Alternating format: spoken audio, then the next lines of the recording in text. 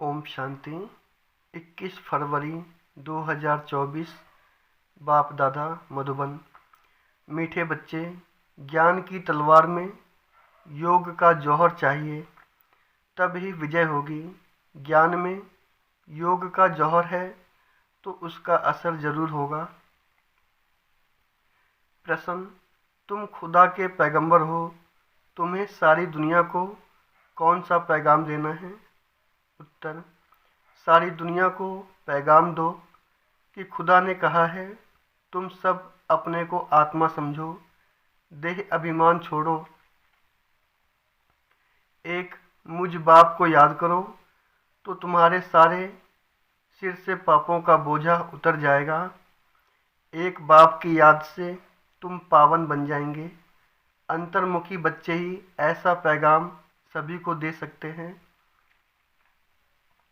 ओम शांति। बाप ने समझाया है कि कोई भी मनुष्य मात्र, फिर चाहे दैवी गुण वाला हो या आसुरी गुण वाला हो, उनको भगवान नहीं कह सकते। यह तो बच्चे जानते हैं। दैवी गुण वाले होते हैं सतयुग में, आसुरी गुण वाले होते हैं कलयुग में। इसलिए बाबा ने लिखत भी बनाई है कि दैवी गुण वाले हो या आसुरी गुण वाले हो, सतयुगी हो या कलयुगी हो, यह बातें बड़ी मुश्किल से मनुष्यों को समझ में आती हैं। तुम सीढ़ी पर बहुत अच्छी रीति समझा सकते हो, तुम्हारे ज्ञान के बाण बहुत अच्छे हैं, परंतु उसमें जौहर चाहिए। जैसे तलवार में भी जौहर होता है। कोई बहुत तीखे जौहर वाले होते हैं। जैसे गुरु गोविंद सिंह की तलवार विलायत चली गई, उस तलवार को लेकर परिक्रमा देते हैं, बहुत साफ रखते हैं। कोई 2 पैसे की तलवार भी होती है जिसमें जौहर होता है, वह बहुत तीखी होती है, उनका दाम बहुत होता है। बच्चों में भी ऐसे हैं। कोई में ज्ञान बहुत है, योग का जौहर कम है। जो बांधेले हैं, गरीब हैं, वह शिव बाबा को बहुत याद करते हैं, उनमें ज्ञान कम है। योग का जौहर बहुत है, वह तमो प्रधान से सतो प्रधान बन रहे हैं। जैसे एक अर्जुन भील का भी मिसाल दिखाते हैं। अर्जुन से भी भील तीखा हो गया बाण मारने में। अर्जुन अर्थात जो घर में रहते हैं, रोज सुनते हैं, उनसे बाहर रहने वाले तीखे हो जाते हैं। जिनमें ज्ञान का जौहर है, उनके आगे वह भड़ी धोते हैं। कहेंगे भाभी, कोई फेल होते हैं व दिवाला मारते हैं तो नसीब पर हाथ रखते हैं। ज्ञान के साथ योग का जौहर भी जरूर चाहिए। जौहर नहीं तो गोया कुक्कड़ ज्ञानी हैं। बच्चे भी फील करते हैं, कोई का पति में, कोई का किस में प्यार होता है। ज्ञान में बहुत तीखे होते हैं, लेकिन अंदर खिटखिट रहती है। यहाँ तो बिल्कुल साधारण रहना है, सब कुछ देखते हुए जैसे देखते ही नहीं। एक बाप से ही प्रीत है, तब तो गाया जाता है। कम कार्डे ऑफिस आदि में काम करते भी बुद्धि में याद रहे कि मैं आत्मा हूँ। बाबा ने फरमान किया है कि मुझे याद करते रहो। भक्ति मार्ग में भी काम काज करते कोई न कोई इष्ट देवता को याद करते रहते हैं। वह तो है पत्थर का बुत, उनमें आत्मा तो है नहीं। लक्ष्मी नारायण भी पूजे जाते हैं, वह भी पत्थर की मूर्ति है ना। बोलो इनकी आत्मा कहाँ है? अब तुम समझते हो, जरूर कोई नाम रूप में है। अब तुम फिर योग बल से पावन देवता बन रहे हो। एम ऑब्जेक्ट भी है। दूसरी बात, बाप समझाते हैं, ज्ञान सागर और ज्ञान गंगाएं इस पुरुषोत्तम युग पर ही, पुरुषोत्तम संगम युग पर ही होते हैं। बस एक ही समय पर होते हैं। ज्ञान सागर आते ही है कल्प के इस पुरुषोत्तम संगम युग पर। ज्ञान सागर है निराकार परम पिता परमात्मा शिव। उनको शरीर जरूर चाहिए जो बात भी कर सके। बाकी पानी की तो बात ही नहीं, यह तुमको ज्ञान मिलता ही है संगम युग पर। बाकी सबके पास है भक्ति। भक्ति मार्ग वाले गंगा के पानी को भी पूछते रहते हैं। पतित पावन तो एक ही बाप है, वह आते ही एक बार है। जब पुरानी दुनिया बदलनी है, अब यह किसको समझाने में बुद्धि भी चाहिए। एकांत में विचार सागर मंथन करना पड़े। क्या लिखें जो मनुष्य समझ जाए कि ज्ञान सागर परम पिता परमात्मा एक शिव ही है। वह जब आते हैं, उनके बच्चे जो ब्रह्मा कुमार कुमारियाँ बनते हैं, वह ज्ञान धारण कर ज्ञान गंगाएं बनते हैं। अनेक ज्ञान गंगाएं हैं जो ज्ञान सुनाते रहते हैं, वो ही सद्गति कर सकते हैं। पानी में स्नान करने से पावन नहीं बन सकते। ज्ञान होता ही है संगम पर, यह समझाने की युक्ति चाहिए। बड़ा अंतर्मुख चाहिए। शरीर का भान छोड़ अपने को आत्मा समझना है। इस समय कहेंगे हम पुरुषार्थी हैं। याद करते करते जब पाप खत्म होंगे, तब लड़ाई शुरू होगी। जब तक सबको पैगाम मिल जाए। पैगाम अथवा मैसेज तो शिव बाबा ही देते हैं। खुदा को पैगंबर कहते हैं ना। तुम सबको यह पैगाम पहुंचाते हो कि अपने को आत्मा समझ परम पिता परमात्मा के साथ योग लगाओ। तो बाप प्रतिज्ञा करते हैं कि तुम्हारे जन्म जन्मांतर के पाप कट जाएंगे। पाप कट जाएंगे, यह तो बाप ब्रह्मा मुख से बैठ समझाते हैं। पानी की गंगा क्या समझाएगी। बेहद का बाप बेहद के बच्चों को समझाते हैं। तुम सतयुग में कितने सुखी संपत्तिवान थे, अभी दुखी कंगाल बन पड़े हो। यह है बेहद की बात। बाकी यह चित्र आदि सब भक्ति मार्ग के हैं। यह भक्ति मार्ग की सामग्री भी बननी है। शास्त्र पढ़ना पूजा करना यह भक्ति है ना। मैं थोड़े ही शास्त्र आदि पढ़ाता हूँ। मैं तो तुम पतितों को पावन बनाने के लिए ज्ञान सुनाता हूँ कि अपने को आत्मा समझो। अभी आत्मा और शरीर दोनों ही पतित हैं। अब बाप को याद करो तो तुम यह देवता बन जाएंगे। देह के सर्व पुराने संबंधियों से ममत्व मिट जाए। गाते भी हैं, आप आएंगे तो हम और कोई की नहीं सुनेंगे। एक आपसे ही सब संबंध जोड़ेंगे और सब देहधारियों को भूल जाएंगे। अब बाप तुमको अपना वायदा याद कराते हैं। बाप कहते हैं, मेरे साथ योग लगाने से ही तुम्हारे विक्रम विनाश होंगे। तुम नई दुनिया के मालिक बन जाएंगे। यह है एम ऑब्जेक्ट।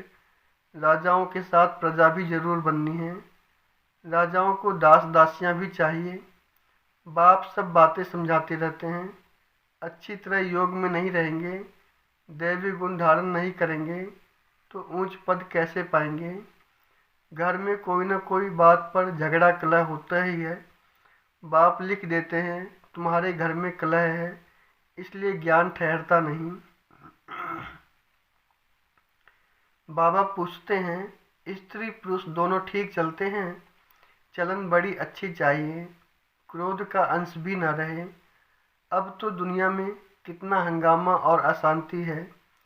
तुम्हारे में बहुत ज्ञान योग में तीखे हो जाएंगे तो और भी बहुत याद करने लग पड़ेंगे। तुम्हारी प्रैक्टिस भी अच्छी हो जाएगी और बुद्धि भी विशाल हो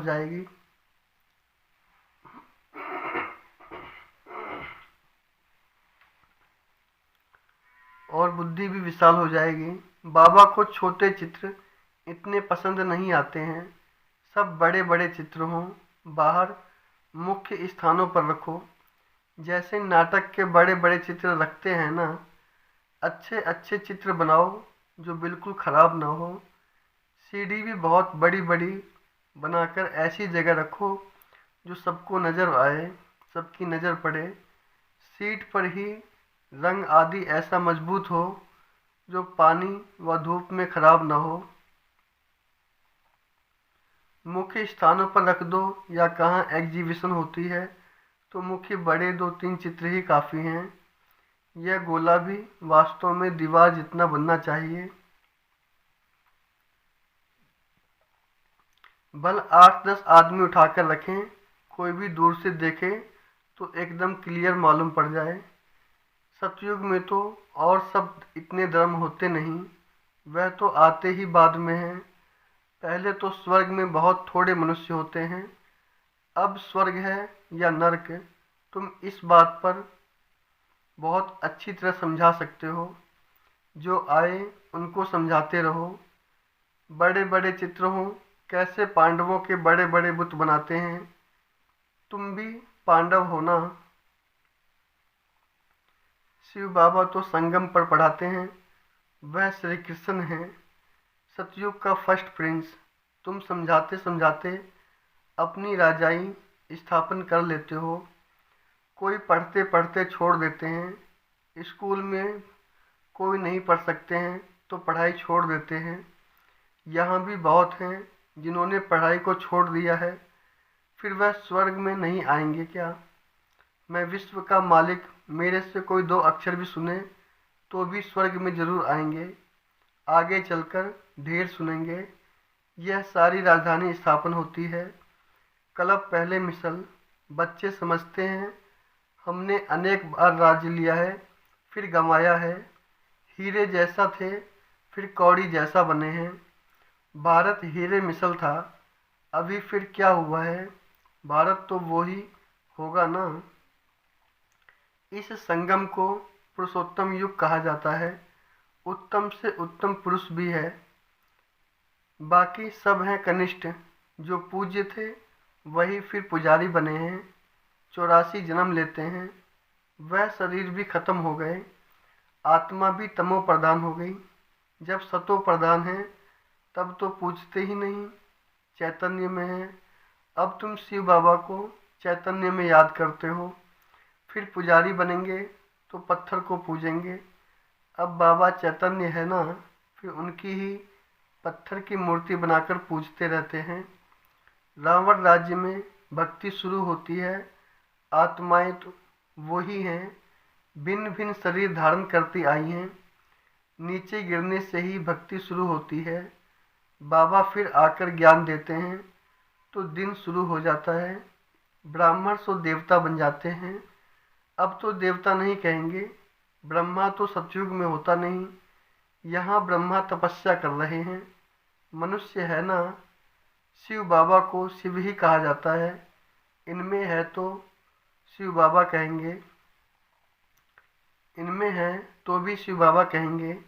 दूसरा कोई नाम नहीं रखा जाता। इनमें शिव बाबा आते हैं, वह ज्ञान का सागर है।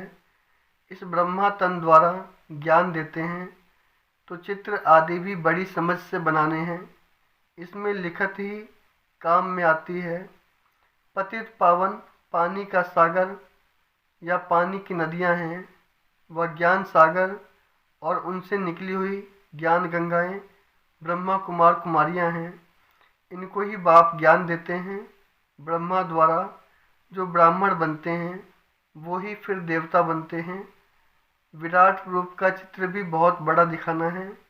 यह है मुख्य चित्र।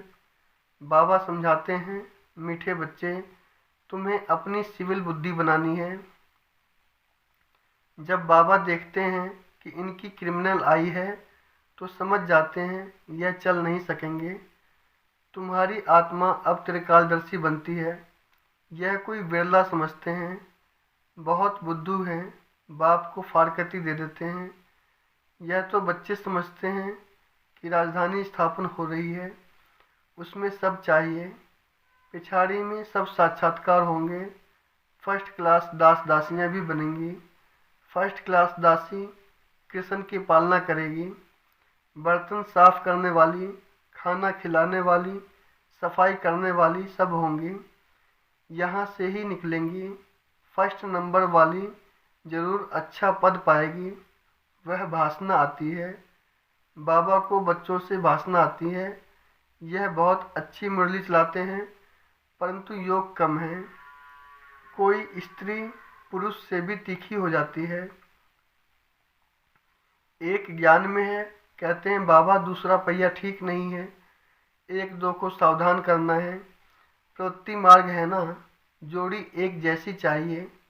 आप सामान बनाना है, पिछाड़ी में तुम दुनिया को ही भूल जाएंगे।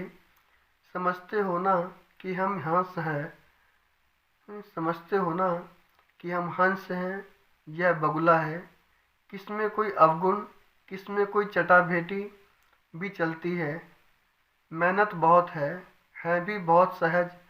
सेकंड में जीवन मुक्ति, बिगड़ कौड़ी खर्च ऊंच से ऊंच पद पा सकते हैं।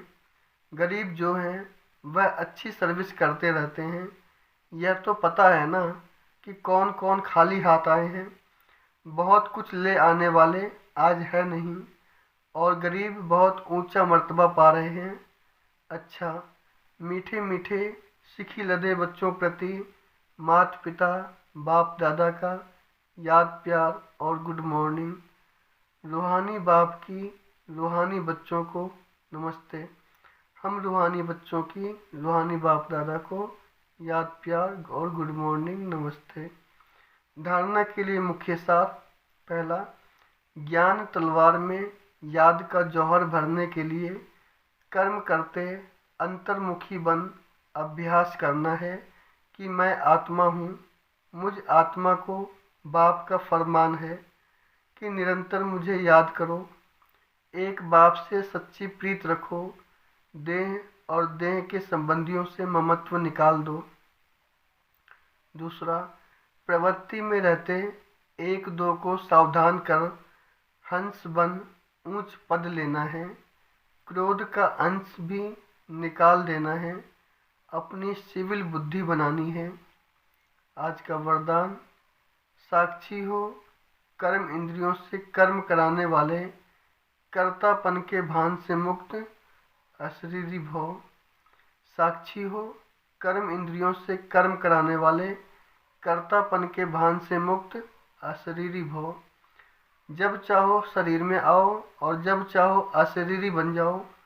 कोई कर्म करना है तो कर्म इंद्रियों का आधार लो, लेकिन आधार लेने वाली मैं आत्मा हूँ, यह नहीं भूले करने वाली नहीं हूँ।